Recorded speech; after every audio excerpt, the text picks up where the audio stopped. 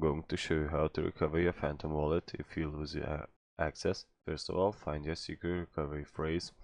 Your secret recovery phrase is a set of 12 to 24 words given when you first created your wallet. This phrase is the only way to restore your wallet. If you lose access, important, never share this phrase with anyone.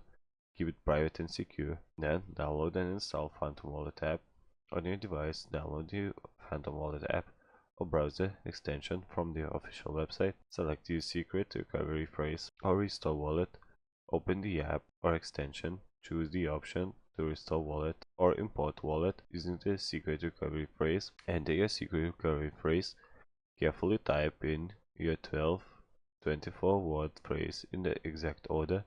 Double check spelling and order to avoid errors. Create a new password. Set up a strong password to secure your wallet on the device. This password protects local access but does not replace your seed phrase. Access your wallet.